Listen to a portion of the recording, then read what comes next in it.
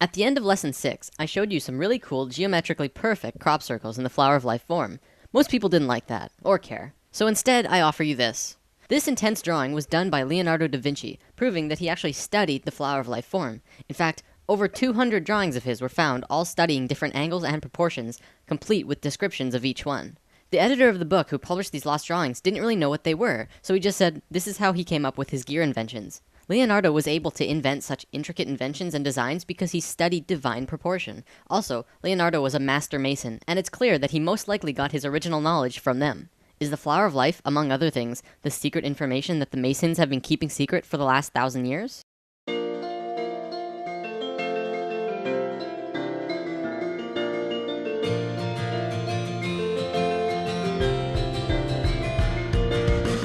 Today, I was going to look at spirals and sequences found all throughout the universe, which is pretty important, but at the last minute I decided to change it because I want to show you something else. Now, in the comments or end credits, depending on where you're watching this, I posted links to a TED Talks video by Garrett Lacey, a particle physicist who tells us of an amazing discovery in the scientific field. I want to show you and talk about his findings, and then we'll look at dimensions after that. Okay, so Garrett has discovered that by examining coral, they found that each coral head has thousands of different polyps. These polyps are constantly budding and branching into genetically identical neighbors. Through performing heat experiments on these polyps, they were able to find that every single polyp is part of a whole, a single unit of being, but each one is experiencing its own reality individually. From their findings with the coral, they were able to look at quantum mechanics. See, the mathematics of quantum mechanics shows us exactly how our universe works, and we see that everything in the reality is just continually branching into new possibilities, just like the coral. As humans, we are individually experiencing only one of these possibilities, much like the individual polyps. What physics is telling us is that everything comes down to geometry and the interactions between elementary particles. Things can happen only when things are perfectly balanced. So Garrett starts showing us some subatomic particles and the things that make up electrons and protons and neutrons. We always consider these to be the smallest particle, but we never think about what's creating them. Garrett demonstrates to us how the particles that create point particles really work. He shows that when you plot them out in how they move, this is what they look like. At the tiniest scales of the universe in how it works is very beautiful. Now, look at this. This is one of the ways that these charges branch off from each other. As you can see, it flows in a hexagonal pattern, the same pattern that we found in the expanded flower of life. Then, if you rotate this pattern in 6-dimensional charge space, you see it forms yet another pattern. Many of you will recognize this as the shape of the Star of David, but its true name is the star tetrahedron, which maps perfectly over the fruit of life. This entire pattern created by the particles is mapped across over precise places on a 200-dimensional spherical shape scientists have called E8, of which also has a geometric shape. By rotating that shape as well, you can see how there are nearly infinite possibilities as to how these elementary particles interact with each other. The details of the reality begin to take form. Now, as this shape is rotating in 8 dimensions, you can see a myriad of different patterns here. Look at this one in particular. This looks a lot like Metatron's cube, doesn't it? At the heart of particle physics is pure, beautiful geometry. By now, you probably can begin to see where sacred geometry falls into this. Where do these shapes originate? Do they just come into being at random? Or does the first shape come from somewhere else? In lesson 6, we talked about the flower of life, the original, perfect geometric symmetry that created the universe. This shape, as we learned, is not only the root of all mathematical proportion, light, the platonic solids, but is also the source of every musical system in the universe, including systems both used and unknown to modern man. It is also the source of energy patterns and, well, everything. It all comes from the flower of life. I believe this is what is at the heart of what's forming every subatomic particle formation, and it probably goes at least a few levels deeper than what Garrett is showing us.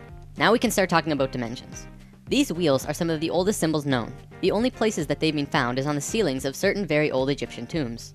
They are always found in sets of 4 or 8, and nobody knows what they are. Even the most famous Egyptologists have no idea, but this is actually proof that the Egyptians not only understood the flower of life, but they lived it. Today, I'm going to show you what these wheels meant, and in future lessons, we will go over the details of this unraveling. There's a lot to cover before we get there though. For the record, the unraveling looks like this. Yeah, it's a doozy. So on the walls with these wheels are drawings of 7 people with animal heads. They're called neiters, and each of them has an orangish red oval above its head. This is called the egg of metamorphosis. The neiters are showing us a time when we go through a certain stage of resurrection, which is a rapid biological change into a different life form. Not the average type of resurrection, I know. As you can see here, they're changing directions 90 degrees, and in doing so, they're changing dimensions. See, the dimensional levels are separated by 90 degrees. Musical notes are separated by 90 degrees. The chakras are also 90 degrees. It's a number that continually appears. Probably at this point, we should get a common understanding of what dimensions are, like 3rd dimension, 4th dimension, 5th dimension. What are we talking about here? Most people think of dimension in terms of time and space, the X, Y, and Z axis, with time becoming the 4th dimension.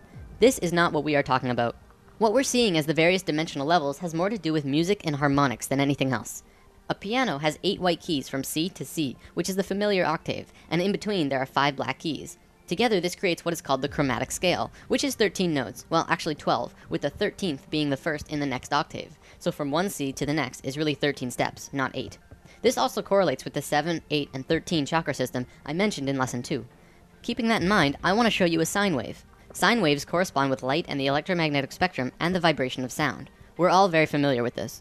In this entire reality we're in, every single thing is based on sine waves. There are no exceptions to this except for maybe spirit and void. Quantum physics and quantum mechanics looks at everything in the reality of one of 2 ways. You can look at anything, like the computer you're watching this video on, to be made up of tiny particles like atoms. Or you can forget about that idea completely and look at it as a vibration, a waveform, such as electromagnetic fields or even sound. If you look at it as atoms, the laws can be seen to fit that model. But if you look at it as waveforms, the laws can be seen to fit that model.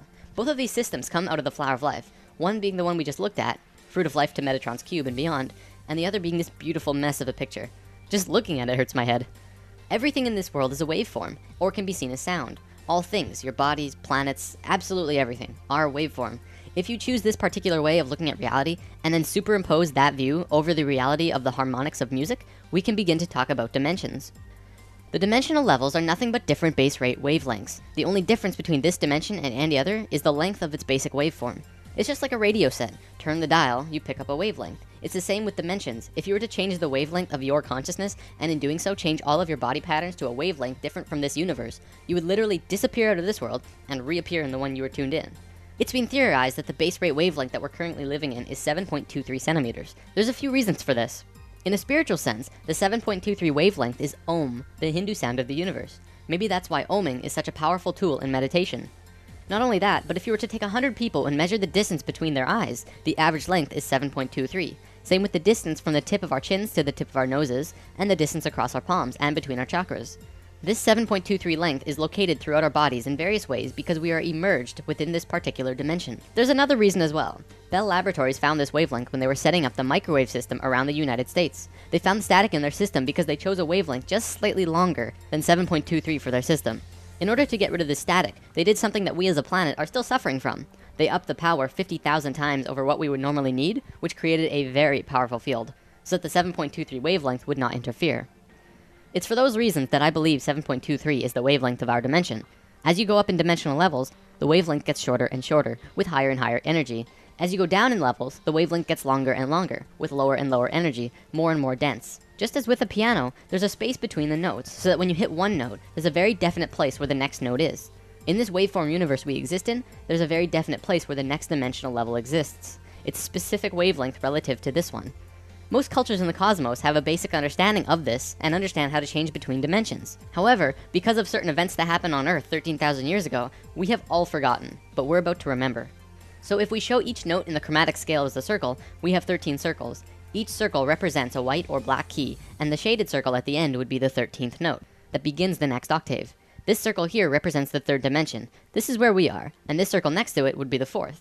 In lesson 3, we talked about channeling, and this is typically where channeled beings are. This is also where you explore when you are astral projecting or lucid dreaming. You'll notice now that the musical system goes upwards and downwards forever, octaves over octaves over octaves. Theoretically, this is how the universe goes too, an infinite spectrum of universes in both directions going upwards and downwards forever. I mean, come on, we thought our universe was big, but everything in our universe, as far as we can see, well, that's just this one dimension. You may have heard people talk about 144 dimensions and how 144 relates to other spiritual subjects. This is because there are 12 notes in an octave and 12 overtones between each note. 12 times 12 equals 144 dimensional levels. To be specific, there are 12 major dimensions and 132 minor dimensions within each octave, though in truth this progression probably goes on forever. The diagram we've been looking at represents one octave. The 13th note repeats, and then there's another octave after that. Looks like I'm about done for the day. I want to show you this. I was watching Ancient Aliens not long ago, and one of the natives who has communication with beings in higher dimensions told the man who was interviewing him that they have always been here, even right here where we're sitting right now, but you just don't see them. They're in a different frequency. And no one really got what he meant. So that's kind of a fresh perspective on that.